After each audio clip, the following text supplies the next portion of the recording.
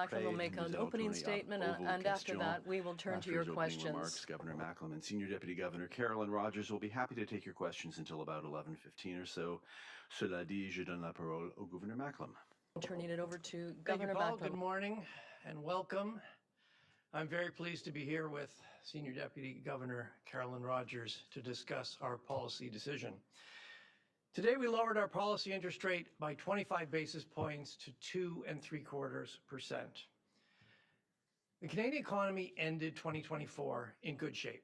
Inflation has been close to the 2% target since last summer. Substantial cuts to our policy interest rate through the second half of last year boosted household spending and strengthened economic growth. However, in recent months, the pervasive uncertainty created by continuously changing U.S. tariff threats have shaken business and consumer confidence.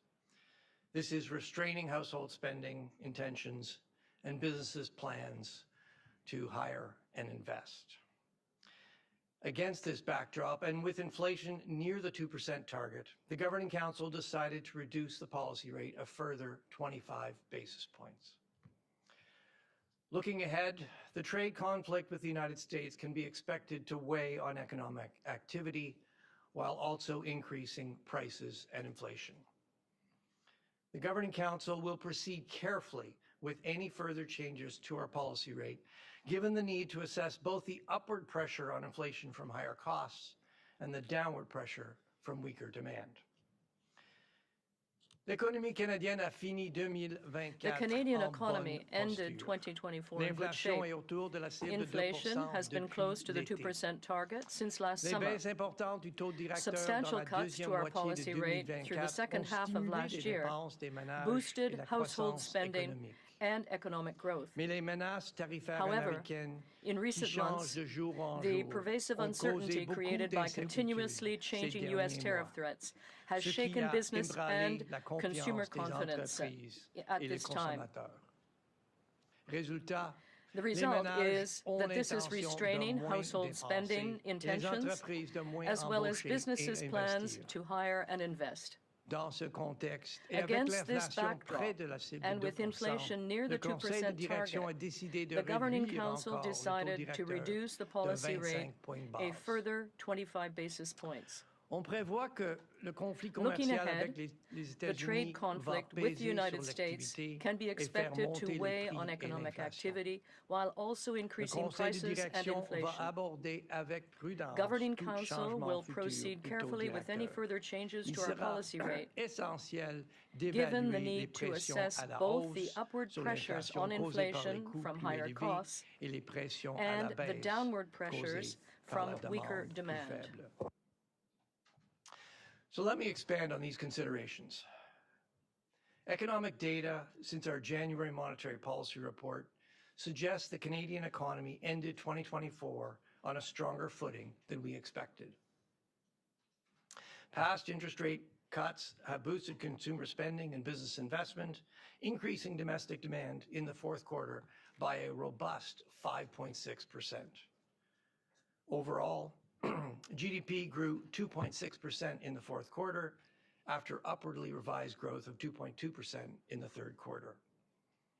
This growth path is considerably stronger than we were expecting based on the information we had in January. Job growth also strengthened around the end of the year before stalling in February. Growth in employment increased in November through January, surpassing labor force growth, and the unemployment rate declined to 6.6%. There are also signs wage growth is moderating.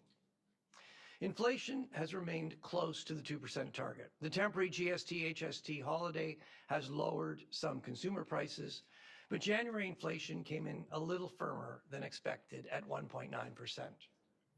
Inflation is forecast to increase to about 2.5% in March, with the end of the tax break.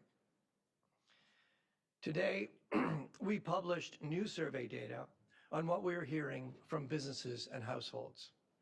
While it is still too early to see much impact of new tariffs on economic activity, our surveys suggest that threats to new tariffs and uncertainty about the Canada-US trade relationship are already having a big impact on business and consumer intentions. Canadians are more worried about their job security and financial health as a result of trade tensions, and they intend to spend more cautiously. Job security concerns increase particularly among workers in export-oriented industries, including manufacturing, mining, and oil and gas.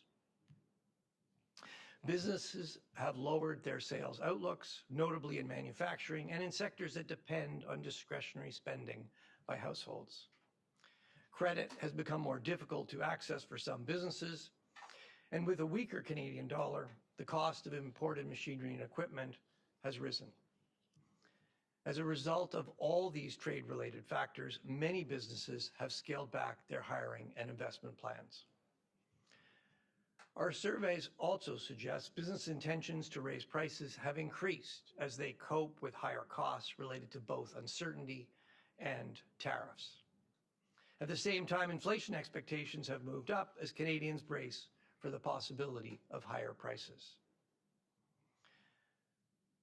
This recent shift in consumer and business intentions is expected to translate into a marked slowing in domestic demand in the first quarter of this year.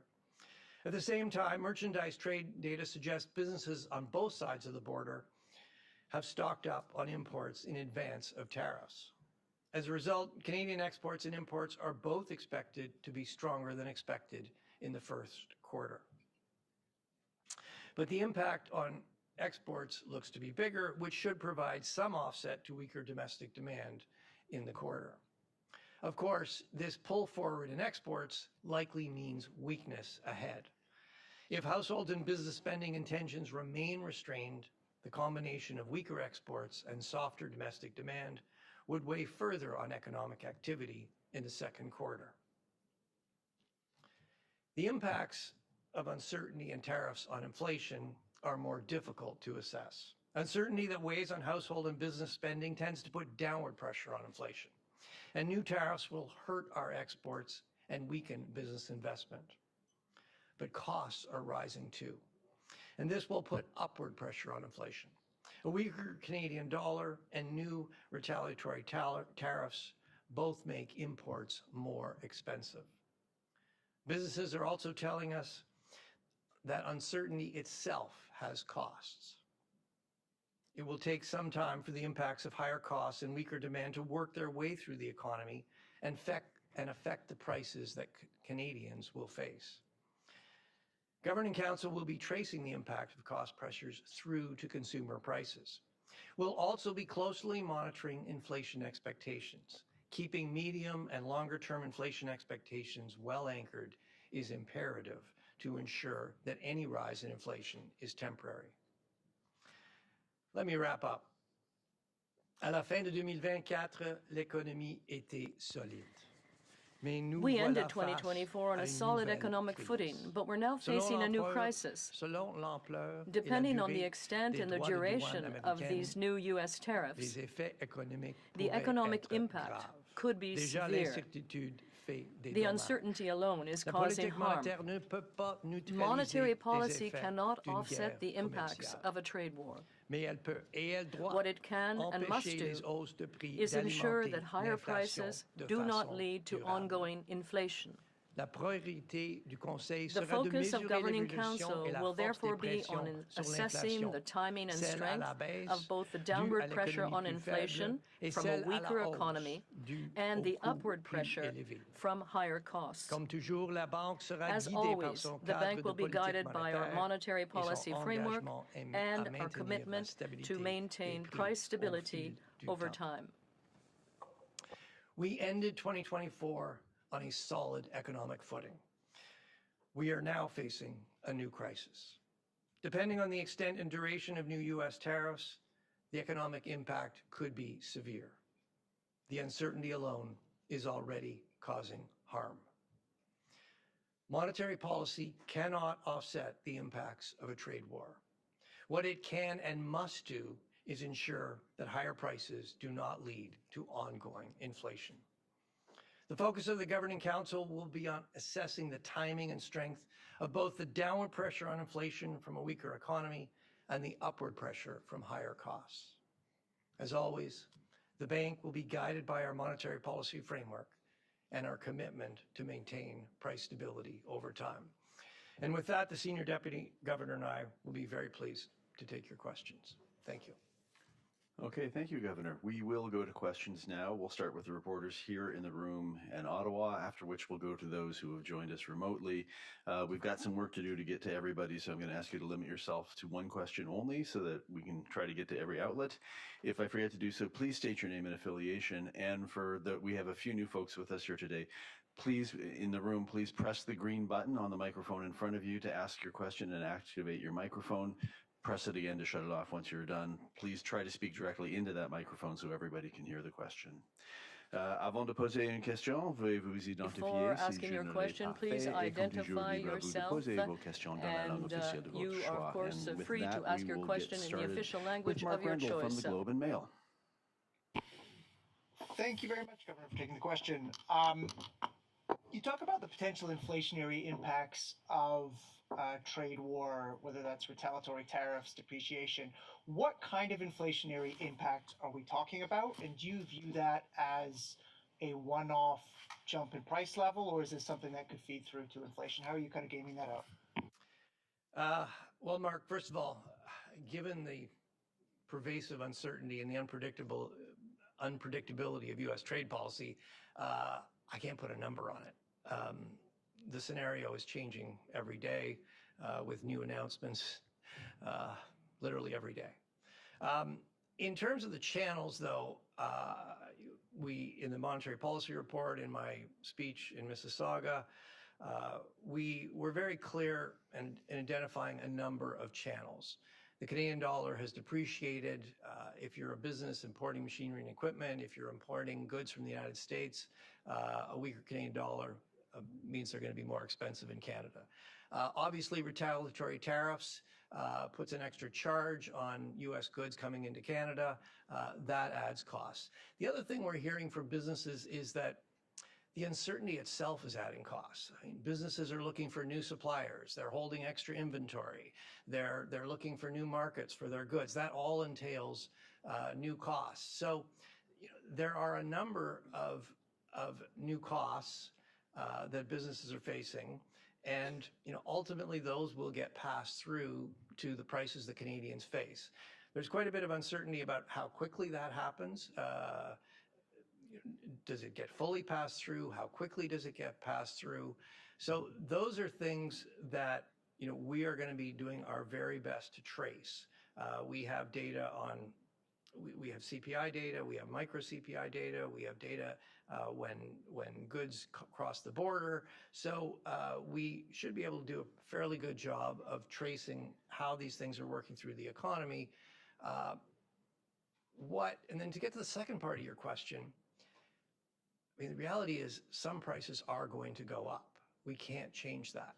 What we're particularly focused on is what we don't want to see is we don't want to see that first round of price increases have knock-on effects causing other prices to go up, that becoming generalized and ongoing inflation. That's what we can't let happen.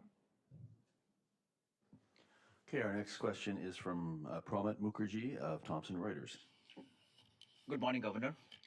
Governor, while you have said that the Governing Council will proceed very carefully with further changes to policy, your comments indicate a kind of hawkish stance. And there are, of course, lot of inflationary pressures everywhere.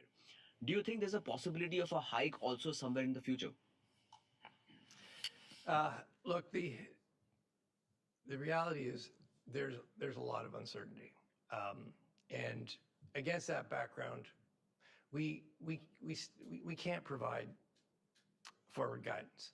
Look, what I can tell you is how we're thinking about monetary policy in the face of a trade war and what we're particularly focused on. So let me start with the first one. How are we thinking about it? We've been very clear, monetary policy cannot offset the impacts of a trade war. We're going to get weaker economic activity. We're going to get higher prices, higher inflation. We can't change that. What we can do is ensure that any rise in inflation is temporary. And what does that mean? What it means is we're going to do as much as we can to help the economy adjust to the painful adjustment to higher U.S. tariffs. But what we can do is limited by the need to control inflation. We can't lean against weaker growth and higher inflation at the same time. So what are we focused on? I'd highlight two things. First of all, and I discussed this a bit in response to Mark's question, we're focused on assessing the upward pressure on inflation coming from new costs and the downward pressures on inflation from weaker demand, both external demand and domestic demand. We're going to be doing our best to try to trace how those costs are working through the economy to the final goods prices that households face. That's, it's going to take some time for that to work through. The other thing we're focused on is inflation expectations. It's going to be critically important that medium and longer term inflation expectations remain well anchored. When that happens, any increase in inflation will be temporary. Inflation will come back to target. So those are the two things that we are particularly focused on. We'll go now to Mackenzie Gray, please. Hi, Governor. Your colleague in the U.S., Jay Powell, has talked about how it's yet to be seen if the tariffs will be inflationary. The Trump administration has been very clear. Howard Lutnick has said that he does not think the tariffs will be inflationary. Can you just explain why you believe you think the tariffs will be inflationary and what you make of the fact the U.S. administration has been adamant that this will not increase inflation? Well, look, I'm going to let the U.S. administration speak for themselves. We've been very clear. There are two effects of tariffs on inflation. Tariffs are going to weaken the Canadian economy. They're going to weaken U.S. demand for our exports. Americans have to pay those tariffs when they import our goods. That's going to reduce their demand for our exports. So our exports to the United States will be weaker. Certainly what we're hearing from businesses is that is having an impact on their investment plans. They're scaling back their hiring intentions. So that's going to spill into the domestic economy. It could well mean layoffs. Certainly what we're hearing from Canadians that they are becoming more worried about their job security, particularly in export-oriented sectors. That, of course, means that they're becoming more cautious in their spending, so domestic demand will also slow. That will all put downward pressure on inflation. But as I outlined earlier, there are a number of direct cost pressures involved with tariffs. The Canadian dollar is depreciating. Anything you import is more expensive as a result. Retaliatory tariffs add an extra charge on anything coming in from across the U.S. border. That increases costs. Businesses they're also looking for new suppliers to avoid tariffs. They're looking for new markets. That entails costs. There could well be supply chain problems. Businesses are holding more inventories to try to manage those things. These things all have costs. Somebody has to pay for those costs, and ultimately they get passed through to the consumer. So it wouldn't be surprising if you saw some increase in inflation as those costs get passed through. What we're doing is we're focused on weighing those downward pressures and those upward pressures. Our job is to maintain price stability, and that's what we're focused on. Okay, I'll go over here now to Jordan Gowling from the Financial Post, please. Hi, Governor. The surveys you published today say 40% of businesses plan to pull back on hiring. There are talks of potential layoffs in export industries. So what do you anticipate that's going to do to Canada's unemployment rate this year? How much do you anticipate it's going to rise? Well, I don't have a forecast for you. I think in terms of what we're expecting to see in the first quarter. So as I mentioned, fourth quarter, very strong, 2.6% growth.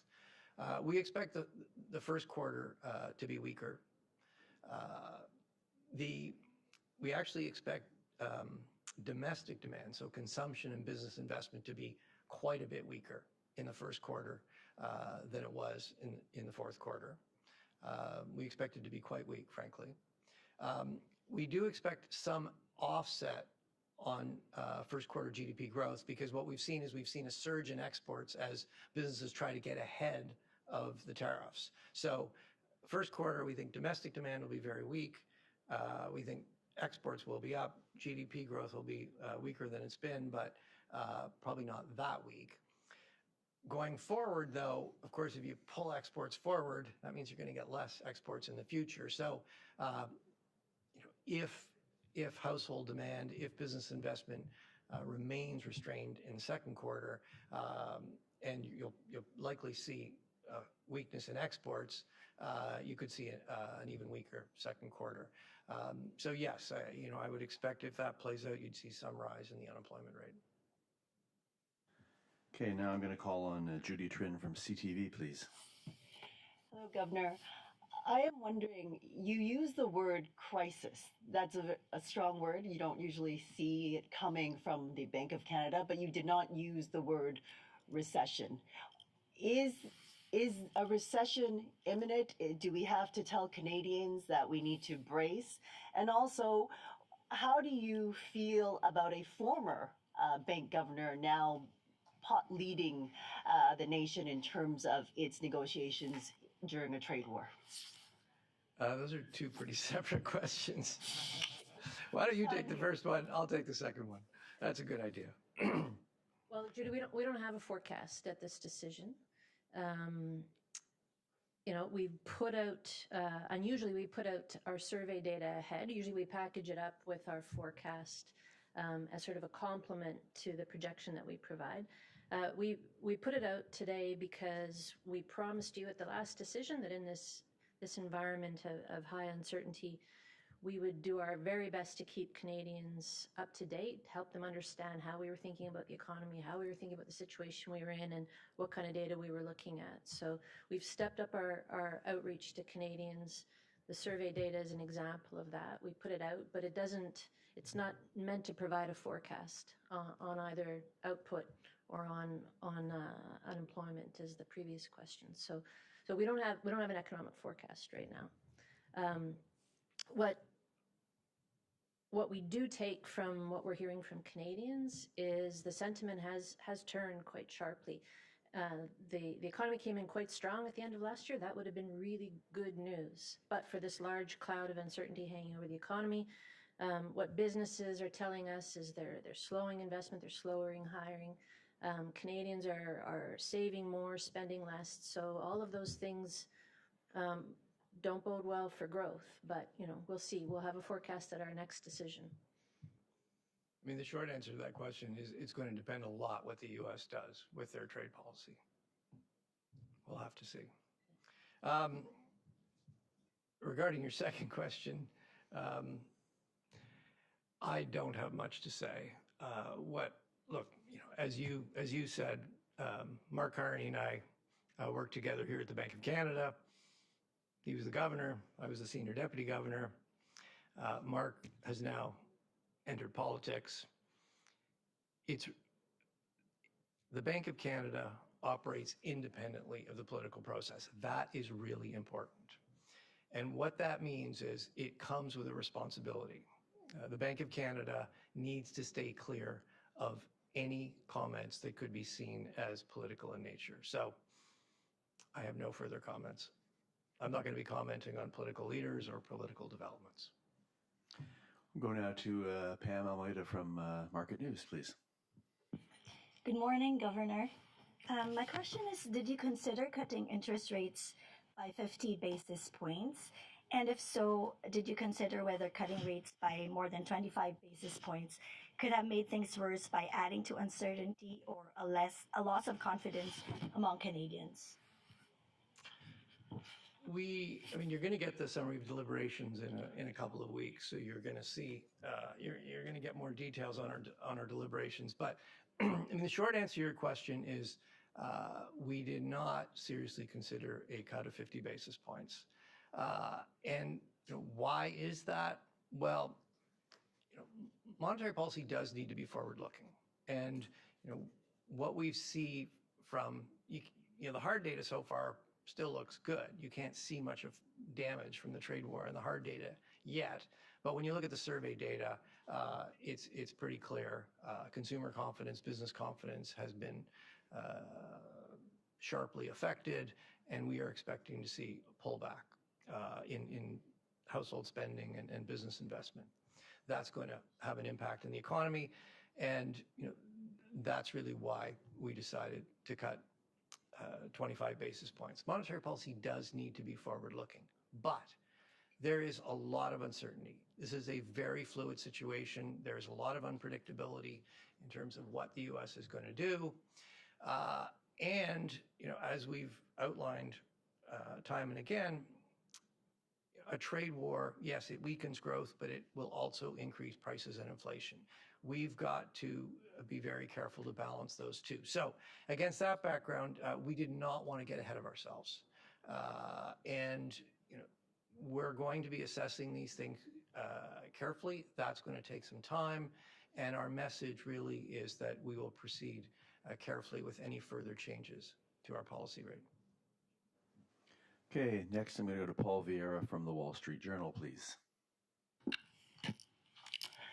I know, I'm aware that the Bank of Canada does not target foreign exchange rates. However, the communications does talk about the impact of the Canadian dollar on a weaker Canadian dollar lifting prices. Will Bank of Canada officials be more sensitive about movements in the Canadian dollar when it comes to future rate decisions? Well, Paul, the Canadian dollar has certainly moved down, largely as a result of the continuing tariff threats. It's actually been, well, it's been volatile day to day, but it hasn't changed that much since our last decision. Obviously, as the market keeps getting new information, new statements out of the U.S. administration, you're seeing some volatility in the dollar, but overall it hasn't changed much since our last decision. The Canadian dollar is reflecting what's going on, and it's moved, and that's something that we need to take account in our decisions. To some extent, it's a shock absorber. It will help the economy adjust to some extent. It offsets some of the impact for exporters, or at least some exporters, depending on the nature of their business, not everybody. It also affects the costs that businesses and Canadians are facing when they buy goods from the United States. So yes, we need to factor that in. And when something's moving, yes, it gets more attention. So that is something we'll look at, but we're going to look at it in the context of everything else that is going on. Okay, next I'm going to go to the back for Craig Lord of Canadian Press, please. Good morning. How much of a role do you think Canada's own retaliatory tariffs will play in the economic shock and the inflation shock compared to the U.S. actions? Yeah, I mean, retaliatory tariffs are going to add to the uncertainty. They're going to add to the potential price increases that Canadians and Canadian businesses face. There's really no question about that. But these are really tough decisions. They're decisions that don't belong to the central bank. They're trade policy decisions, and they're made by the government. And I'm sure they're not easy decisions to take. But governments need all the tools they can get in a trade war. I mean, retaliatory tariffs are really designed to try and get us back to a mutually beneficial trading relationship. That's a goal we all want. So. But yeah, they're gonna add in the near term, certainly to the uncertainty and to the effects. Okay, I've got 3 left here in the room before we go to the phones. I'll call on Daiichi Mishimi from Nikkei, please. Thank you. Thank you for taking my question. I just want to follow up on the former question about the effects. While I understand that you don't target currency rate itself, do you think that depreciation of the Canadian dollar has a stronger impact on economic activity than the traditional pass-through, where cutting rates boost investment and consumption? Thank you.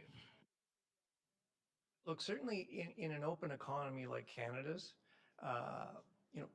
part of the way monetary policy works is through the exchange rate.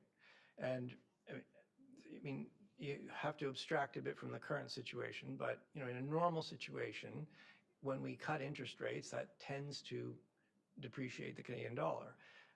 So when you cut interest rates, that supports domestic demand, that lowers the cost of credit for businesses, for Canadians borrowing, that tends to stimulate domestic demand. The depreciation of the exchange rate tends to make Canadian exports more competitive, and so that boosts foreign demand. So they both work in the same direction, and that's part of the way monetary policy works.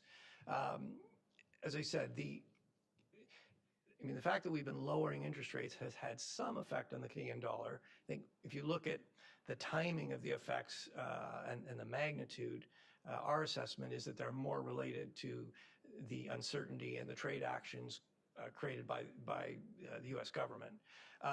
But yes, that, as I said in the previous question, the exchange rate is operating as somewhat of a shock absorber. It's certainly not perfect, and it has some cost consequences as well, and we'll have to take that into account along with everything else as we move forward. Okay, Randy Van Dong Knight from Bloomberg is next. Hi, Governor. How would you characterize the current level of interest rates? Would you call it neutral, or is it slightly stimulative? Well, there's always a lot of uncertainty about exactly where neutral is. We do our best to estimate neutral, and we have a number of different approaches to do that. We do that once a year. I think the next meeting we will be, in our April meeting, we will be having another look at that. Right now, actually, our estimate of neutral is centered on 2 3/4, which is where we are. What we actually put out is a range reflecting to try to give some idea of the uncertainty. But yes, I think the Governing Council thinks of us as in that neutral range. And last here in Ottawa is Kevin Carmichael from The Logic, please. Good morning. Household debt in Canada is extremely elevated. Public debt is elevated. Markets are volatile again. The President of the United States is musing about defaulting on debt. Could you talk a bit about how financial stability is factoring into your thinking right now? Yeah, we saw that particular musing concerning. We'll have our financial stability report out in May, Kevin, and so we'll dive a bit deeper then. But we're seeing the markets, the equity markets in particular, in recent days start to react to trade policy. There was some thinking that maybe they were underestimating effects, but I think reality is sinking in. We're seeing the equity markets move around. We're seeing yields move around, spreads move around, as I think everybody sort of digests what's coming out of the White House. So it's certainly adding to volatility.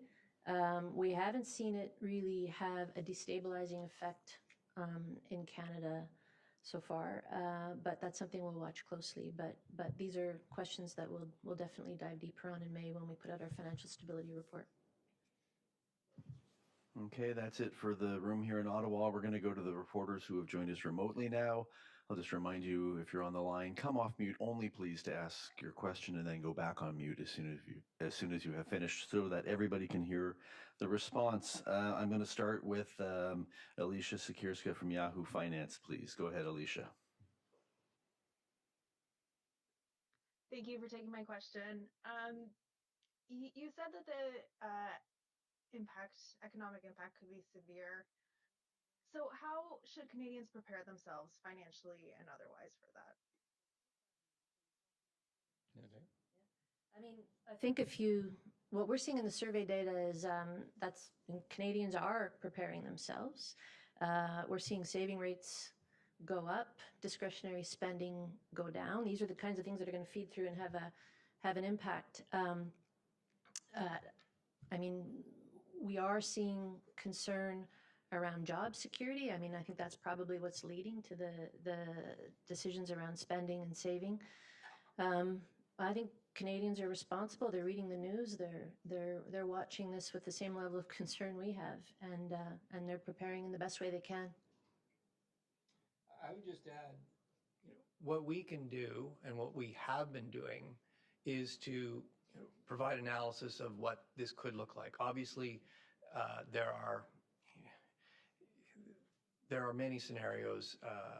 Trade policy is shifting every day. There's a lot of unpredictability, but we have been publishing various scenarios. We published one in the Monetary Policy Report. We published another one in the speech I gave a couple of weeks ago in Mississauga. Today we published the survey evidence so everybody can see what we're seeing. Look, we can't make this go away, but at least by providing some analysis about what it could look like, that can help Canadians prepare. And what we know Canadians don't want, on top of all the uncertainty coming out of the U.S., is another spout of inflation. So that's what we're determined to head off. Okay, next I'm going to call on Max Sato from Mace News, please. Good morning, all. My question is for both of you, Governor and Senior Deputy Governor. Under the current market conditions with the threat of a global trade war, could we say it is better to have a stronger Canadian dollar than a weaker one for households and businesses from the viewpoint of keeping import costs lower, or do we also have to watch out for the negative impact of a stronger Canadian dollar on exporter profits? Well, maybe I'll start off here. Well, first of all, I just want to remind you, we don't target the Canadian dollar. In fact, the flexible exchange rate is part of our monetary policy regime. It is what allows us to gear monetary policy to the needs of the Canadian economy, the needs of Canadians. The dollar is determined in markets. It fluctuates. And as I said in previous questions, what you're seeing in the dollar is reflecting what's going on. It has depreciated, and that largely reflects the continued threats by the U.S. administration of significant tariffs. I don't know, do you want to add much? I think we've said a lot about the U.S. dollar, Canadian dollar right now. Okay, I've got 3 questions left. I'll go now to Anna Pereira from the Toronto Star. Hi, good morning. So I know you've already addressed much of this today, but I wondered if you could expand on the mechanism through which you see tariffs pass through to consumer prices. In your scenario from January, most of the pass-through happens in year 3, but as we saw during the pandemic, businesses can adjust costs quite quickly, especially related to supply chain. So why not sooner, and are you prepared if it happens more quickly than expected? Well, it's a very good question. And well, the reality is there's a lot of uncertainty about that, and we are concerned, but that's why we're tracking it. But perhaps you want to expand on that. Yeah, I mean, the speed of pass-through and the magnitude of pass-through are 2 of the big questions, the big uncertainties.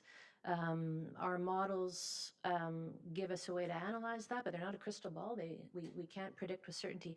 I mean, you're drawing a comparison to the pandemic, and I think there are some similarities. I mean, a trade war is a supply shock. It's going to disrupt supply chains. It's going to affect production costs and production capacity. So in that sense, it's similar to what we saw in COVID. What is different, though, is the supply constraints in COVID ran headlong into a surge in demand as we all came out of lockdowns and we had a lot of pent-up demand for goods and services. So the economy was running really hot at the same time as we had supply constraints.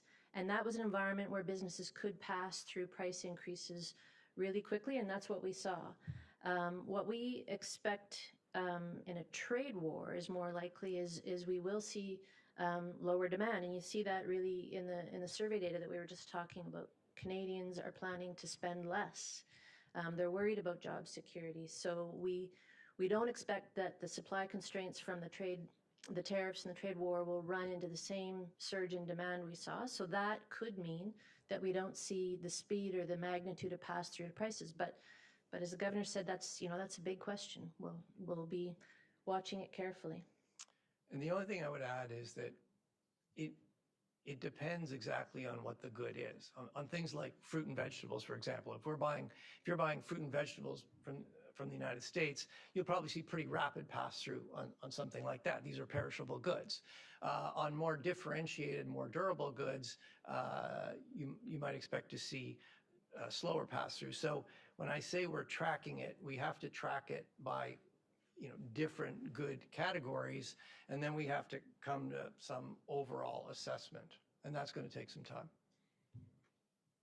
Okay, I'll go now to Rob McClister from Mortgage Logic News. Go ahead, Rob. Good morning. Longer-term inflation expectations are obviously critical, but short-term expectations usually react quicker, and they're rising as we speak. So given it's hard for people to make predictions far into the future, is there any validity to weighting short-term inflation expectations more than long-term expectations when forecasting inflation trend changes? Well, I mean, the short answer is, look, we look at them both. But, I mean, given the tariff threats, given the depreciation of the Canadian dollar, given the clear intention of the Canadian government to respond with retaliatory tariffs, you can understand why people's perceptions that inflation could go up have increased. They see there could be some new costs, and that's going to cause new price increases. And as I said to one of the previous questions, actually, monetary policy can't stop that. Some prices are going to go up. What we want to make sure is that those first direct price increases don't knock on to, spill over into other price increases and becoming ongoing inflation. And one of the ways that we look at that is we focus on medium to long-term expectations, because if people begin to believe that the rise in inflation, which is raising short-term inflation expectations, is going to persist, you'll start to see that in their medium and longer-term inflation expectations, and that would certainly be a big warning sign for us. Et en terminant, passons maintenant à Philippe de Montigny du réseau Radio-Canada. Radio-Canada. Philippe, vous êtes là? Are you there, Philippe? Et il m'a dit qu'il a voulu une question. He said he wanted to ask a question. No? Okay. In that case, that will conclude today's press conference. Okay, Philippe, if you can come off mute right now, please. Can I ask your question?